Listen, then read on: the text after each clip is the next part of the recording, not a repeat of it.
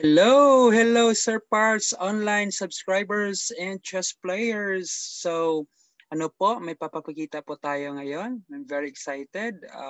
Ngayon po ay January 4, 2021. At i-share ko po yung napakagandang laro natin against Cruz Jeremiah Luis. Rating po niya ay 1,537. Tapos tayo po, ang rating po natin is 1,369. So bago lang po tayo na member po dito sa sa Premium Chess at marami pong salamat sa ating kaibigang National Arbiter, FIDE Arbiter, FIDE Trainer, Ronald Tronosolon sa pagtulong po natin na maging member po dito sa at pati ni Jomel Narsabal. Maraming salamat. So, ayun po, papakita po natin yung game. Thank you po talaga. So, it's a very short game. At the 14th move, nag-resign po ang ating kalaban. So, tingnan po natin. So, ito po yung move niya, French defense. So, central lang po. Okay. So, yan. Medyo di natin nag-worry tayo after this kasi parang iba yung forma natin, no? So, ang ginawa lang natin, nag-develop lang. So, yun, pinakain lang yung pawn doon. Kinain nga. Inatake natin.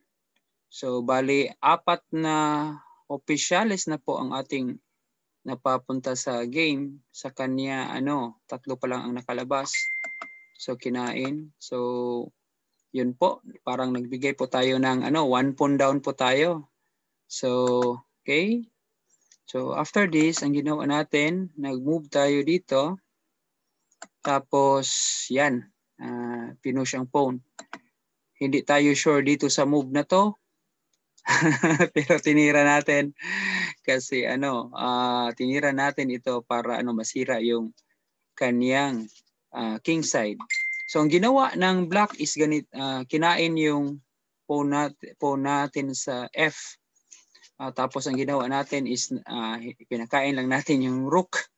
Tapos ang ginawa niya, instead of kainin yung rook, kasi next natin na move ay kakainin na natin yung pawn dyan sa pawn dyan sa G, no? Sa G, G7. Ang ginawa niya is nag-move siya ng queen.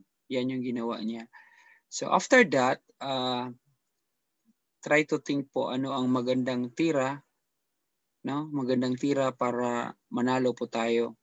So ang may tactic diyan, ang tactic diyan is I think the tactic is called double attack. Atakihin po natin yung yung queen niya. So ito yung move natin. Inatake natin ng bishop yung queen. So napaka-powerful ng dalawang bishop natin, yung puti at saka itim na bishop. So after that, yung kalaban natin nag-resign. So yun. Napakagandang laro, parang puzzle, no? So yun po. Magandang gabi po. I hope you enjoy the games.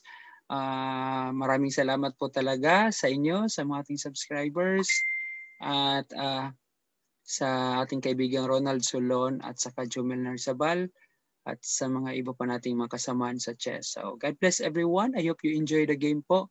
Sana po continue po supporting sa ating YouTube channel. Always remember po, learning is lifetime. Goodbye!